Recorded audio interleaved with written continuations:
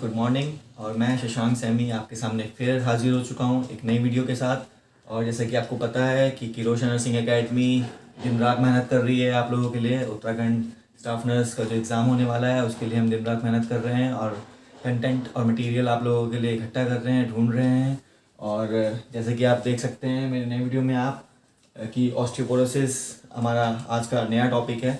तो अभी कल हमने अपनी वीडियोस में मैंने आपको बताया था पूरा एनाटमी बोन्स का 206 की 206 बोन्स हमने देखी।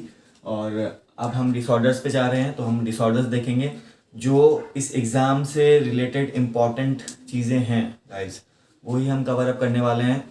क्योंकि हमारे पास अप्रॉक्सीमेटली 50 दिन का टाइम है और उस 50 दिन में हमें ऑलमोस्ट पूरा नर्सिंग कवर अप करना है, जिसमें paediatrics, ओबीजी, psychiatry, MSN, fundamentals, nutrition और आपका रिसर्च, सब कुछ हमें कवर अप करना है। तो हम कोशिश कर रहे हैं कि हम आपको ऐसा चीज़ दें वीडियोस में जो बेसिकली सारा कवर अप हो सके, कुछ छूटे ना, इम्पॉर्टेंट टॉपिक सारा देना चाहते हैं। तो बेसिकली जिसको आप एक क्रैश कोर्स भी बोलते हो उस टाइप से। तो शुरू करते हैं गाइस आज की वीडियो। जैसे कि आप देख सकते हैं ऊपर टॉपिक लिखा हुआ है ऑस्टियोपोरोसिस। तो एक बार हम डेफिनेशन देख लेते हैं, उसके बाद मैं आपको पैथोफिजियोलॉजी बताऊंगा कि एक्चुअली में ऑस्टियोपोरोसिस होता क्या है। तो डेफिनेशन ये है कि it is a metabolic bone disorder characterized by decrease density of bone, that is decrease in calcium and phosphorus. Bone की डेंसिटी कौन बना के रखता है? कैल्शियम और फॉस्फोरस बना के रखते हैं। तो जो उसमें मिनरल्स होते हैं वो कौन से होते हैं? कैल्शियम और फॉस्फोरस, ठीक है। Which leads to bone more fragile and prone to fracture. मतलब डेफिनेशन का मतलब क्या है फ्रेंड्स, कि ये एक मेटाबॉलिक डिसऑर्डर है, ठीक है। ये एक मेटाबॉलिक डिसऑर्डर है, बोन डिसऑर्डर है, जिसमें कैल्शियम और फॉस्फोरस जो मिनरल्स हैं वो उनका लेवल जो है वो कम हो जाता है बोन में, और बोन जो है वो ज़्यादा वीक हो जाती है। फ्रेजाइल का मतलब होता है वीक। तो बोन जो है वो वीक हो जाती है, और जब हड्डी कमज़ोर हो जाती है, जब बुढ़ापे में क्या होता है या बचपन में क्या होता है कि छोटी थोड़ी सी भी हाइट से अगर हम गिरते हैं या फिसल जाते हैं कहीं पे, तो देखा होगा आपने, जो बुज़ुर्ग लोग होते हैं उनको जल्दी से फ्रैक्चर हो जाता है। तो बेसिकली जो बोन है वो आपकी ज़्यादा वीक हो जाती है, जिसकी वजह से फ्रैक्चर देखने को मिल सकते हैं, ठीक है। अभी फ्रेंड्स ये तो हो गई डेफिनेशन। डेफिनेशन के बाद हम सीधे देखेंगे रिस्क फैक्टर्स। तो क्या क्या रिस्क फैक्टर्स हो सकते हैं गाइस? रिस्क फैक्टर्स या फिर एटियोलॉजी।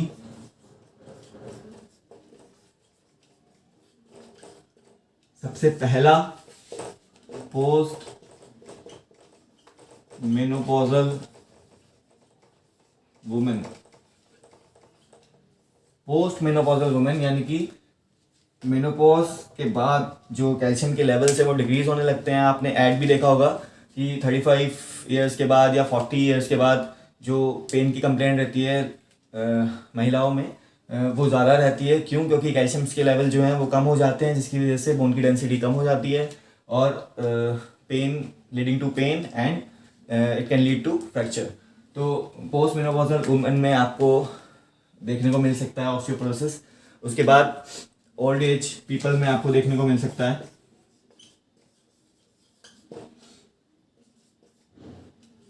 स्मोकर्स जो होते हैं उनमें आपको देखने को मिल सकता है। सिगरेट स्मोकिंग एक फैक्टर है। अल्कोहल,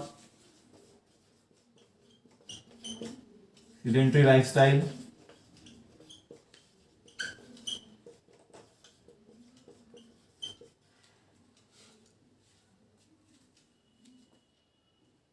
और कोई डिजीज कंडीशन,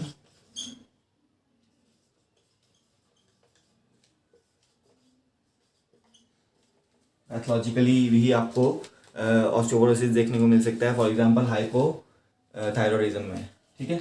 तो ये तो हो गए फ्रेंड्स रिस्क फैक्टर्स। कौन कौन से? Post menopausal women, old age, smokers, alcohol, sedentary lifestyle और किसी पैथोलॉजिकल कंडीशन से रिलेटेड भी ऑस्टियोपोरोसिस देखने को मिल सकता है। अभी फ्रेंड्स एक बार जल्दी से पैथोफिजियोलॉजी देख लेते हैं।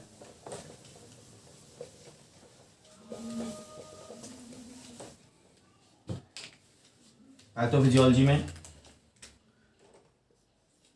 ड्यू टू रिस्क फैक्टर्स, जो भी आपने रिस्क फैक्टर्स देखे, ड्यू टू रिस्क फैक्टर्स, उन रिस्क फैक्टर्स की वजह से इंक्रीज इन ऑस्टियोक्लास्ट एक्टिविटी। अब कुछ बच्चे सोचेंगे कि ये ऑस्टियोक्लास्ट एक्टिविटी क्या चीज़ होती है।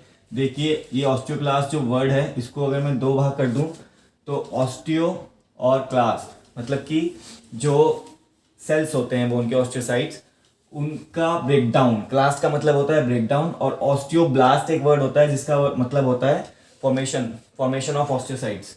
ठीक है, तो मतलब ये है कि जो ब्रेकडाउन है बोन सेल्स का, उसकी एक्टिविटी बढ़ जाती है रिस्क फैक्टर्स की वजह से। ठीक है फ्रेंड्स, इस ऑस्टियोक्लास्ट एक्टिविटी के बढ़ने से क्या होता है, increase in resorption of bone. Bone का ब्रेकडाउन ज़्यादा बढ़ जाता है, जिसकी वजह से क्या होता है कि जो ब्लड कैल्शियम है वो तो बढ़ जाता है, लेकिन ब्लड कैल्शियम इंक्रीज हो जाता है, लेकिन जो बोन में कैल्शियम है, डिक्रीज इन बोन, जो कैल्शियम है बोन में वो कम हो जाता है और ब्लड में कैल्शियम लेवल्स बढ़ जाते हैं। तो अगर हम आगे अभी डायग्नोस्टिक फाइंडिंग्स पढ़ेंगे फ्रेंड्स, उस डायग्नोस्टिक फाइंडिंग्स में हमें देखने को मिलेगा कि जो हमारा ब्लड सीरम सैंपल होता है उसमें जो हम अगर कैल्शियम के टेस्ट करेंगे तो हमें कैल्शियम के लेवल्स जो हैं वो रेज मिलेंगे। ठीक है, तो ब्लड कैल्शियम इंक्रीज हो जाता है और बोन का जो कैल्शियम है वो कम होता है। तो जब बोन का कैल्शियम कम होता है तो decrease in bone density, bone की डेंसिटी कम हो जाती है और बोन जो है बिकम्स पोरस। ऑस्टियोपोरोसिस, पोरस, ठीक है, लिंक हो रहा है। तो बोन जो है वो पोरस हो जाती है, यानी कि बोन में आपको डेंसिटी कम देखने को मिलेगी। ठीक है, और लीड टू ऑस्टियोपोरोसिस, फिर फ्रैक्चर होने के पूरे चांसेस हो सकते हैं। ठीक है, एक बार मैं फिर से बता देता हूँ आपको पैथोफिजियोलॉजी। ठीक है, रिस्क फैक्टर्स जैसे कि पोस्ट मेनोपॉजल वुमेन जिनमें कैल्शियम के लेवल कम होने शुरू हो जाते हैं, या फिर स्मोकर्स, या फिर अल्कोहल, या फिर आपका ओल्ड एज में जब कैल्शियम के लेवल कम होने लगते हैं। पैथोफिजियोलॉजी देख लेते हैं गाइस। रिस्क फैक्टर्स की वजह से इंक्रीज इन ऑस्टियोक्लास्ट एक्टिविटी, उसके बाद बोन का जो रिजॉर्प्शन है वो बढ़ जाता है, जिसकी वजह से जो ब्लड कैल्शियम है वो उसके लेवल्स रेज हो जाते हैं और बोन कैल्शियम लेवल्स डिक्रीज हो जाते हैं, जिसकी वजह से जो बोन की डेंसिटी है वो डिक्रीज हो जाती है और बोन जो है वो मोर पोरस हो जाती है, मोर फ्रेजाइल हो जाती है और वीक बन जाती है, which can lead to osteoporosis. ठीक है गाइस, ये है पैथोफिजियोलॉजी। अभी नेक्स्ट हम देख लेते हैं जिसमें से क्वेश्चन आ सकता है, एक बार दो बार क्वेश्चन आ चुका है, मैंने खुद फेस किया है DT+B में क्वेश्चन ये वाला, diagnostic findings.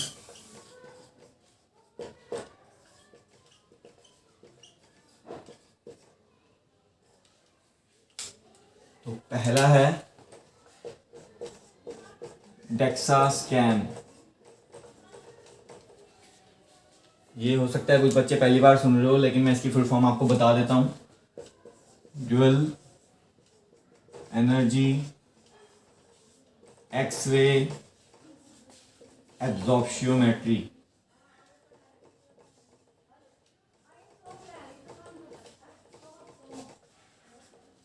Dual energy X ray absorptiometry, इसकी फुल फॉर्म पूछी जा चुकी है एक बार, और ये ऑस्टियोपोरोसिस के लिए कंफर्मेटरी टेस्ट है। ऑस्टियोपोरोसिस के लिए ये कंफर्मेटरी टेस्ट है। ये क्वेश्चन पूछा जा सकता है कि which is the confirmatory test for osteoporosis, तो भी आंसर होगा डेक्सा स्कैन। और इसकी फुल फॉर्म भी पूछी जा सकती है, तो फुल फॉर्म आपको पता है, अभी ड्यूअल एनर्जी एक्सरे एब्जॉर्प्शोमेट्री। ठीक है गाइस, सेकंड हम देख सकते हैं और क्या डायग्नोस्टिक इवैल्यूएशंस हो सकती हैं। Serum calcium and phosphorus levels in blood. Serum calcium and phosphorus levels in blood serum, है ना। और थर्ड जो नॉर्मल एक्सरे होता है हमारा, वो हम करवा करके देख सकते हैं पेशेंट का। ठीक है, तो अभी 3 डायग्नोस्टिक वैल्यूएशन देखनी है। क्वेश्चन कहाँ से आ सकता है, मैंने आपको बताया कि कंफर्मेटरी टेस्ट पूछेगा, वो कौन सा होता है, डेक्सा स्कैन इसका कंफर्मेटरी टेस्ट होता है ऑस्टियोपोरोसिस का। ठीक है, अभी आगे चलते हैं फ्रेंड्स मैनेजमेंट में। तो मोस्टली मेडिकल मैनेजमेंट वो नर्सिंग स्टूडेंट से नहीं पूछते हैं कि मेडिकल मैनेजमेंट क्या होगा, लेकिन फिर भी हम एक बार देख सकते हैं कि मैनेजमेंट में क्या कर सकते हैं। Increase dietary intake of calcium,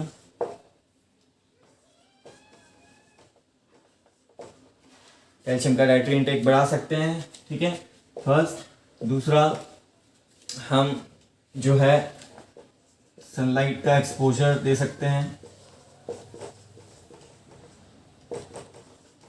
ताकि विटामिन डी के जो लेवल्स हैं वो मेंटेन रहें।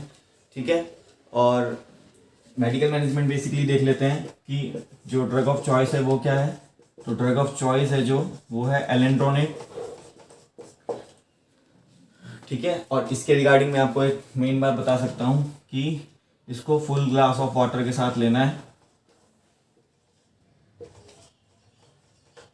इसको फुल ग्लास ऑफ वाटर के साथ लेना है और इसको आपने विटामिन डी के साथ में नहीं लेना है। विटामिन डी के साथ में नहीं लेना है, गैस्ट्राइटिस कॉज करता है, इसलिए एलेंड्रोनेट आपने एम्प्टी स्टमक लेना है with full glass of water. ठीक है, यहाँ से क्वेश्चन बन सकता है, लेकिन वन लाइनर क्वेश्चन जो है बेसिकली वो मैंने आपको बताया कि ऑस्टियोपोरोसिस में कहाँ से बनेगा। डेक्सा स्कैन की फुल फॉर्म पूछेगा या पूछेगा कंफर्मेटरी टेस्ट कौन सा है। ठीक है, अभी गाइस नर्सिंग मैनेजमेंट पूछ लेते हैं कि नर्सिंग मैनेजमेंट क्या हो सकता है। तो नर्सिंग मैनेजमेंट सबसे पहला है कि avoid heavy weight lifting, heavy weight नहीं उठाना है। ठीक है, use of assisted devices,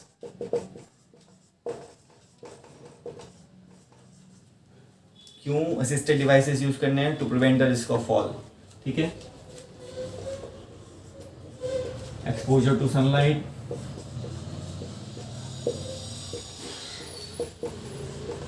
and last one is add vitamins and minerals to diet। ठीक है गाइस, तो हमने पूरा ऑस्टियोपोरोसिस देखा कि मेटाबॉलिक डिसऑर्डर है जिसमें कि कैल्शियम और फास्फोरस के लेवल्स जो हैं वो कम हो जाते हैं, जिसकी वजह से जो बोन की डेंसिटी है वो कम हो जाती है और बोन जो है वो मोर फ्रेजाइल हो जाती है, वीक हो जाती है, which can lead to fracture. ठीक है, उसके बाद हमने गाइस उसका रिस्क फैक्टर्स देखे। रिस्क फैक्टर्स में हमने देखा कि स्मोकर्स, सिगरेट स्मोकर्स को ज़्यादा हो सकता है, ओल्ड एज पीपल को हो सकता है, पोस्ट मेनोपॉजल वुमेन को हो सकता है, अल्कोहलिक जो है उनको हो सकता है, सेडेंटरी लाइफस्टाइल, और कोई भी पैथोलॉजिकल कंडीशन है अगर तो उनको ऑस्टियोपोरोसिस हो सकता है। ये रिस्क फैक्टर्स थे गाइस। उसके बाद हमने पैथो देखी। पैथो में हमने देखा कि रिस्क फैक्टर्स की वजह से जो है वो कैल्शियम के लेवल्स जो हैं वो डिक्रीज़ हो रहे हैं बोन में, और ब्लड में कैल्शियम के लेवल्स रेज हो रहे हैं, जिसकी वजह से जो बोन है वो पोरस हो रही है और जिसकी वजह से जो बोन की डेंसिटी है वो कम हो रही है, उसकी वजह से क्या हो रहा है, ऑस्टियोपोरोसिस हो रहा है। उसके बाद हमने डायग्नोस्टिक इवैल्यूएशन देखा। डायग्नोस्टिक इवैल्यूएशन में हमने देखा कि डेक्सा स्कैन जो है वो कंफर्मेटरी डायग्नोसिस होता है ऑस्टियोपोरोसिस का।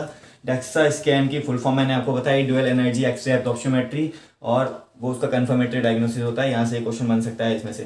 ठीक है, उसके बाद एक्सरे तो हम करते ही हैं नॉर्मल, और क्या चेक कर सकते हैं, सीरम कैल्शियम और फास्फोरस के लेवल्स हम चेक कर सकते हैं, जिससे हमें पता लग जाएगा कि कैल्शियम के लेवल्स अगर ब्लड में बढ़े हुए हैं तो बोन में कम हो सकते हैं। ठीक है, उसके बाद हमने मेडिकल मैनेजमेंट में देखा कि हम ड्रग ऑफ चॉइस क्या है, एलेंड्रोनेट है। ठीक है, और विटामिन डी दे सकते हैं, ठीक है। और मैंने आपको बताया कि एलेंट्रोनेट को विटामिन डी के साथ नहीं देना है क्योंकि वो गैस्ट्राइटिस कॉज कर सकती है, उसको एम्प्टी स्टमक देना है और with full glass of water देते हैं, ठीक है। और उसके बाद नर्सिंग मैनेजमेंट आपने देखा कि avoid heavy weight lifting, use of assisted devices to prevent the risk of fall, exposure to sunlight and add vitamins and minerals to diet plan. तो ये था ऑस्टियोपोरोसिस गाइस। अभी हम नेक्स्ट टॉपिक पे बढ़ेंगे। तो फ्रेंड्स अब हम आ गए हैं अपने नेक्स्ट टॉपिक पर। नेक्स्ट टॉपिक है हमारा फ्रैक्चर। और फ्रैक्चर में आपको जब सबको पता है कि फ्रैक्चर क्या होता है, break down in the continuity of the bone is known as fracture. तो फ्रैक्चर की डेफिनेशन ये है कि बोन की कंटिन्यूटी में अगर ब्रेक डाउन हो जाए तो उसको फ्रैक्चर बोलते हैं, और ये फ्रैक्चर का साइन है, आपको सबको पता है। हम इसके टाइप्स देख लेते हैं सबसे पहले कि फ्रैक्चर के कौन कौन से टाइप्स होते हैं। तो जैसे कि आपको दिख रहा है कि मैंने नॉर्मल लॉन्ग बोन बनाई है, उसके बाद मैंने आपको एक फ्रैक्चर का टाइप दिखाया है कि ये जो बोन है ये ब्रेक डाउन हो गई है, लेकिन जो स्किन है वो इंटैक्ट है, स्किन का कोई ब्रेक डाउन नहीं है। इसको बोलते हैं क्लोज फ्रैक्चर और सिंपल फ्रैक्चर, ठीक है गाइस। क्या बोलते हैं इसको? क्लोज फ्रैक्चर और सिंपल फ्रैक्चर, जिसमें बोन तो टूट जाती है लेकिन स्किन जो है वो इंटैक्ट रहती है। सेकेंड टाइप पे आते हैं फ्रेंड्स। इसमें क्या है कि बोन तो ब्रेक डाउन हुई है, साथ में जो स्किन है वो भी ब्रेक डाउन हो गई है, आप देख सकते हैं, ठीक है। इसको बोलते हैं ओपन फ्रैक्चर और कंपाउंड फ्रैक्चर, ठीक है, जिसमें बोन और स्किन दोनों का ब्रेक डाउन हो गया है, ठीक है। तो उसको बोलते हैं ओपन फ्रैक्चर और कंपाउंड फ्रैक्चर। उसके बाद नेक्स्ट टाइप के फ्रैक्चर पे आते हैं। ये जो बोन है अगर वो ट्रांसवर्सली, ठीक है, ट्रांसवर्सली अगर टूटती है तो उसको बोलते हैं ट्रांसवर्स फ्रैक्चर, और इसको आप चॉक स्टिक फ्रैक्चर भी बोल सकते हैं। ये क्वेश्चन बन सकता है कि ट्रांसवर्स फ्रैक्चर का दूसरा नाम क्या है। इसको बोलते हैं चॉक स्टिक फ्रैक्चर। जैसे एक चॉक का टुकड़ा बीच में से टूट जाता है वैसे ही ट्रांसवर्स फ्रैक्चर होता है, ठीक है। उसके बाद हम देख लेते हैं ओब्लिक फ्रैक्चर। उसमें क्या है, ओब्लिकली 15 to 45 डिग्री के एंगल पे अगर बोन टूटती है तो उसको बोलते हैं ओब्लिक फ्रैक्चर। उसके बाद स्पाइरल फ्रैक्चर। स्पाइरल फ्रैक्चर क्या, पूरे स्पाइरली बोन को अगर बोन की कंटिन्यूटी टूट गई है या ब्रेक डाउन हो गया है उसको स्पाइरल फ्रैक्चर बोलते हैं, ठीक है। उसके बाद आता है इम्पैक्टेड फ्रैक्चर। इम्पैक्टेड फ्रैक्चर में मतलब ये है कि किसी इम्पैक्ट की वजह से, किसी चीज़ के टकराने की वजह से, किसी इम्पैक्ट की वजह से बोन की जो कंटिन्यूटी है वो टूट गई है या बोन में फ्रैक्चर हो गया है, उसको बोलते हैं इम्पैक्टेड फ्रैक्चर। कई बार ऐसा होता है कि एक बोन दूसरी बोन में घुस जाती है, किसी ज़्यादा जब इम्पैक्ट होता है किसी चीज़ का तो उसको बोलते हैं इम्पैक्ट फ्रैक्चर। उसके बाद मोस्ट इम्पॉर्टेंटली आते हैं ग्रीन स्टिक फ्रैक्चर पे, जो मोस्ट इम्पॉर्टेंट है इस वाले एग्जाम के पॉइंट ऑफ व्यू से। मोस्टली यही क्वेश्चन पूछा जाता है फ्रैक्चर में से कि which type of fracture is most commonly seen in children. तो उसका आंसर है ग्रीन स्टिक फ्रैक्चर। वो होता कैसे है मैं आपको बता देता हूँ। देखिए ये एरो मैंने बना के रखा हुआ है। तो मोस्टली क्या होता है कि जो बोन का एक साइड का जो हिस्सा होता है, एक साइड का जो हिस्सा होता है वो उसका कुछ पार्ट जो है वो टूट जाता है, जिसकी वजह से जो बोन है वो इस तरीके से बैंड हो जाती है। बोन जो है वो इस तरीके से बैंड हो जाती है, पूरी नहीं टूटती लेकिन ऐसे बैंड उसमें देखने को मिल सकता है, ठीक है। तो इसको बोलते हैं ग्रीन स्टिक फ्रैक्चर। मोस्टली बच्चों में देखा जाता है, ठीक है। तो क्वेश्चन यहीं से बनता है फ्रेंड्स की which type of fracture is seen in children, तो उसका आंसर होगा ग्रीन स्टिक फ्रैक्चर, ठीक है फ्रेंड्स। आगे बढ़ते हैं। या फ्रैक्चर के कॉजेज हैं वो कौन कौन से हो सकते हैं। आरटीए, ट्रॉमा,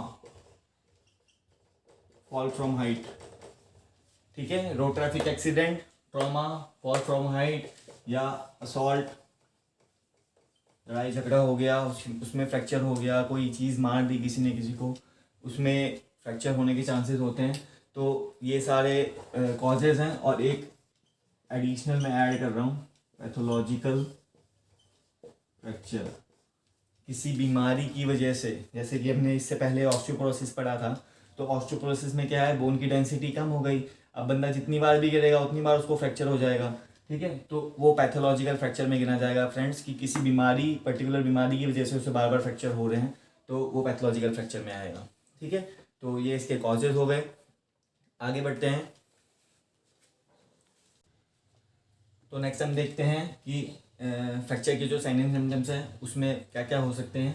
तो सबसे पहले है ब्रूजिंग पेन, कि बहुत तीखा दर्द होगा, ठीक है। उसके बाद मूवमेंट जो है वो रिड्यूस हो जाएंगे, कोई भी एक्टिविटी नहीं होएगी। उसके बाद एडीमा एंड एरिथमा और न्यूरोवास्कुलर चेंजेस, जैसे कि न्यूरोवास्कुलर चेंजेस में 6 P's आते हैं, वो मैं आपको बता देता हूँ। पेन, पेलर, पैरास्थीजिया और पल्सनेसनेस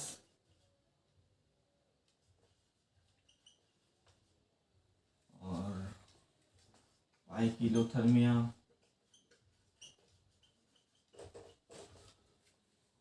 और पैरालिसिस। तो ये जो 6 P's हैं, ये साइन है न्यूरोवास्कुलर साइंस। इनमें से आप देख सकते हैं, ये आपको देखने को मिल सकते हैं। पेन, पेलर, ठीक है, पैरास्थीजिया, पल्सनेसनेस, पाइकिलोथर्मिया और पैरालिसिस, ठीक है।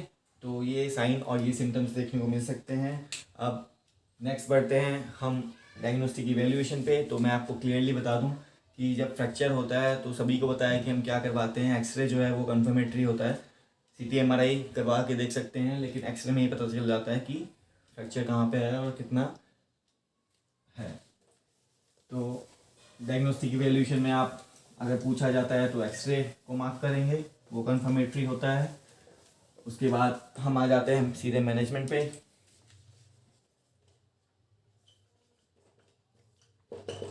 तो मैनेजमेंट में जो ट्रीटमेंट है उसमें 3 तरीके से डिवाइड किया गया है। कंकरेंट, सेकंड सर्जिकल, 4 तरीके से, रिडक्शन और 4th है फिक्सेशन।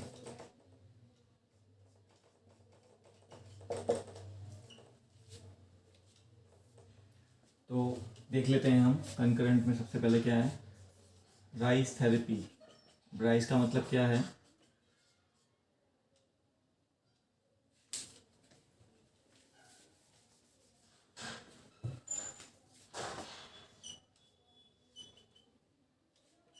आर से रेस्ट, आइस एप्लीकेशन, कंप्रेशन और elevation. Rest, ice application, compression और एलिवेशन, इसका ध्यान रखा जाता है। दूसरा कंकरेंट में है कास्ट एप्लीकेशन। कास्ट क्यों अप्लाई करते हैं? ताकि हम उस पोर्शन को या उस लिम्ब को इमोबिलाइज कर सकें, जिससे कि फर्दर डैमेज नहीं हो सके, ठीक है। तो कास्ट एप्लीकेशन कंकरेंट में आ गया। सर्जिकल में भी 2 आ जाएंगे, टोटल नी रिप्लेसमेंट और टोटल हिप रिप्लेसमेंट। ये 2 सर्जिकल इंटरवेंशंस हैं जो हम कर सकते हैं। रिडक्शन और फिक्सेशन का आपको बता दूं कि एक सर्जरी होती है ORIF, open reduction internal fixation, open reduction internal fixation एक ये होती है, और एक होता है close reduction external fixation. Open reduction internal fixation, close reduction external fixation. Fixators लगा देते हैं और जिसकी वजह से जो है वो बोन वहाँ से अपनी जगह से हिलती नहीं है और बोन को टाइम मिलता है हीलो निकले। तो ये सारी चीज़ें आप मैनेजमेंट में देख सकते हैं कि rice therapy, rest, ice application, compression, elevation, फिर उसके बाद कास्ट एप्लीकेशन करते हैं ताकि वो उसको अच्छे से इमोबिलाइज किया जा सके। उसके बाद सर्जिकल में हम 2 चीज़ें देख सकते हैं, टोटल नी रिप्लेसमेंट और टोटल हिप रिप्लेसमेंट। फिर रिडक्शन फिक्सेशन के मैंने आपको दो प्रोसीजर्स बताए, ओपन रिडक्शन इंटरनल फिक्सेशन और क्लोज रिडक्शन एक्सटर्नल फिक्सेशन, ठीक है। उसके बाद जहाँ से क्वेश्चन बन सकता है वो हम एक बार देख लेते हैं। बेसिकली क्वेश्चन आता है कि कास्ट जो होता है वो किस चीज़ का बना होता है, तो वो मैं आपको बता दूं। कैल्शियम सल्फेट हाफ, मतलब कि हाफ H2O, इसको हेमीहाइड्रेट बोलते हैं। ठीक है, calcium sulphate dash half H2O, calcium sulphate hemihydrate. ठीक है, जिसको आप POP, प्लास्टर ऑफ पेरिस भी आप इसको बोलते हैं। तो अगर क्वेश्चन बदल के आए कि ऑप्शन में आए कि कास्ट एप्लीकेशन का मटेरियल कौन सा होता है, तो ऑप्शन में अगर POP दिखे तो भी आंसर आपका सही होगा। ऑप्शन में अगर कैल्शियम सल्फेट डैश हेमीहाइड्रेट दिखे तो भी आपका क्वेश्चन ठीक होगा, आपने उसी ऑप्शन पे जाना है। उसके बाद क्वेश्चन ये आता है कि अमूमन कास्ट एप्लीकेशन के बाद उसको सूखने के लिए कितना समय दिया जाता है, तो मैं आपको बता दूं उसका सही आंसर है 24 to 72 आवर्स का ड्यूरेशन होता है। ठीक है, उसको छेड़ना नहीं होता है, उसको आपने जब अप्लाई कर दिया उसको फिंगर से ऐसे उठाना नहीं होता है, नहीं तो आपका कास्ट खड़ा हो सकता है। ठीक है, उसके बाद क्वेश्चन आ सकता है कि जो सिंथेटिक कास्ट होते हैं, आजकल सिंथेटिक प्लास्टर कास्ट आ रहे हैं, उनको जो ड्यूरेशन है उनका सूखने का वो कितना होता है, तो वो मैं आपको बता देता हूँ। उनका ड्यूरेशन होता है 20 मिनट्स। यहाँ से क्वेश्चन बन सकता है, यहाँ से क्वेश्चन बन सकता है। ठीक है, फिर मोस्टली क्वेश्चन ये पूछा जाता है कि जब किसी एक पेशेंट है, उसको प्लास्टर कास्ट अप्लाई किया गया और वो कंप्लेन कर रहा है इचिंग की, तो उस केस में क्या नर्स क्या करेगी, तो उस केस में नर्स को कोई चीज़ अप्लाई नहीं करनी है वहाँ पे। उसको इसमें नर्सिंग इंटरवेंशन जो करनी है वो हमने एक सिरिंज लेनी है 5 cc की, उसमें एयर भरनी है और आप एयर ब्लो कर सकते हैं, वो एक इससे इचिंग कम हो सकती है। कोई भी ऐसी चीज़ कॉम सीज़र कोई ऐसी चीज़ कास्ट के अंदर नहीं डालनी है जो कास्ट को हार्म कर सके। ठीक है, और सबसे इम्पोर्टेंट बात कि हम नर्सिंग इंटरवेंशन क्या है कास्ट अप्लाई होने के बाद, कि we must assess for compartment syndrome. Compartment syndrome के लिए असेस करना है।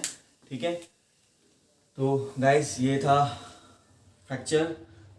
थोड़ा विजिबिलिटी का प्रॉब्लम है, लाइट चली गई थी, लेकिन फिर भी हमने क्लास को कंटिन्यू किया क्योंकि हमें आगे भी आपके लिए नेक्स्ट क्लास लेके आनी है। तो मिलते हैं अब अगली क्लास में, तब तक के लिए गुड बाय।